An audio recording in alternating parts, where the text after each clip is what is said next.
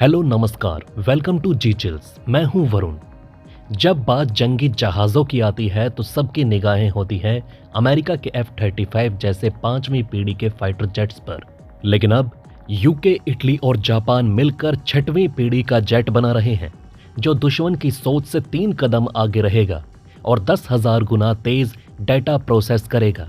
ये पूरी तरह से अकल्पनीय लड़ाकू विमान होने वाला है। इस प्रोजेक्ट में भारत को भी शामिल करने की बात की जा रही है, लेकिन भारत इसमें भाव नहीं दे रहा है। इस प्रोजेक्ट को कहा जा रहा है टेम्पेस्ट, एक ऐसा प्रोजेक्ट जो 2035 तक तैयार हो सकता है। शायद इसी कारण भारत इसमें शामिल नहीं हो रहा है। हालांकि इसके पीछे और भी कारण हैं जिसे हम आगे डिस्कस करेंगे। भारत में कई लोगों का मानना है कि भारत को इस प्रोजेक्ट में शामिल हो जाना चाहिए। इसके पीछे तर्क ये दिया जा रहा है कि यह बेहद एडवांस लड़ाकू विमान होने वाला है। इस जेट का कॉकपिट पूरी तरह सॉफ्टवेयर ड्रिवन होगा, मतलब जरूरत के हिसाब से इंटरफेस बदलेगा। इसका रडार 10,000 गुना ज्यादा डेटा प्रोसेस कर सकेगा। मतलब जहां पुराने जेट 1 सेकंड में 1 मेगाबाइट डेटा लेते हैं, टेम्पेस्ट उसी समय में 10 गीगाबाइट डेटा प्रोसेस करेगा। टेम्पेस्ट का वेपन सिस्टम भी ऑटोमेटेड होगा। जैसे ही दुश्मन की चाल समझ में आएगी, ये अपने आप हमले की रणनीति तय करेगा और फायरिंग भी शुरू कर सकता है। इसमें आर्टिफिशियल इंटेलिजेंस इतना ताकतवर होगा कि पायलट को दुश्मन के हर एक मूव्स का पहले से ही अनुमान दे सकेगा। और सबसे बड़ी बात यह है कि ये जेट पायलट के दिमाग की वेव्स को समझकर उसकी सोच को एक्सटेंड करेगा। यानी अगर पायलट थका हुआ है तो जेट खुद फैसले लेगा। इसके अलावा इसमें काफ़ी चीज़ें ऑटोमेटेड होंगी। अब आपका सवाल होगा कि आखिर इस प्रोजेक्ट में किस देश की कंपनी कौन सा काम कर रही है। तो आप सभी को पता होगा, इस प्रोजेक्ट में मुख्य तौर पर 3 देश शामिल हैं, यूके, इटली और जापान। यूके की बेस सिस्टम, ये कंपनी टेम्पेस्ट के डिजाइन और डेवलपमेंट पर काम कर रही है। वहीं यूके की रोल्स रॉयस इंजन पर काम करेगी और इसका इंजन इतना ताकतवर होगा कि यह हवा में 2000 किलोमीटर प्रति घंटे की रफ्तार पकड़ सके। इसके साथ ही इटली की लियोनार्डो और जापान के मित्सुबिशी हेवी इंडस्ट्रीज भी शामिल हैं। ये दोनों कंपनियां सेंसर्स और एवियोनिक्स पर काम कर रही हैं।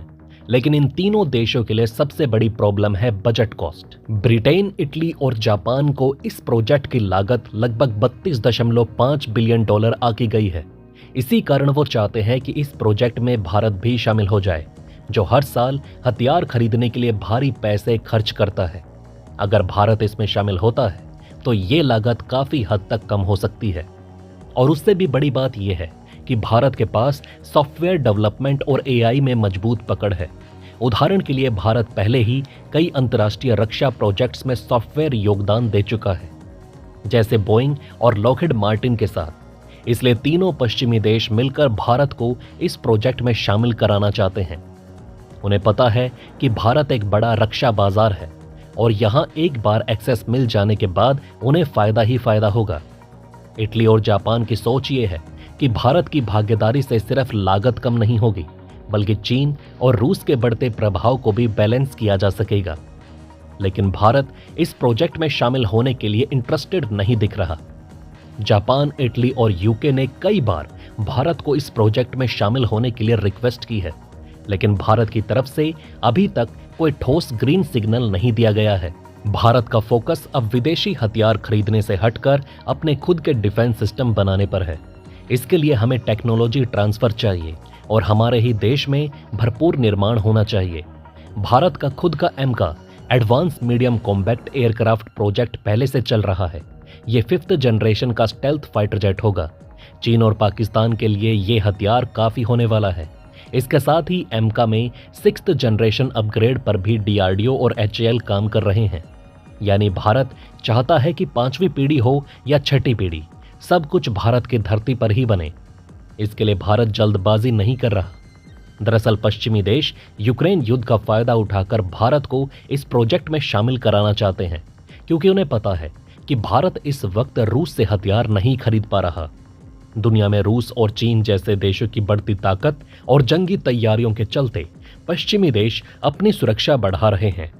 टेम्पेस्ट सिर्फ एक जेट नहीं, बल्कि आने वाले समय में डिफेंस स्ट्रेटेजी का गेम चेंजर होगा।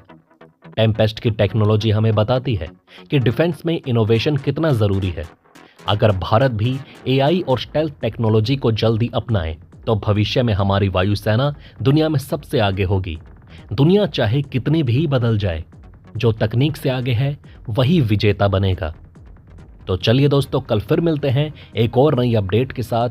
वीडियो को लाइक करके चैनल को सब्सक्राइब जरूर कर लें। धन्यवाद।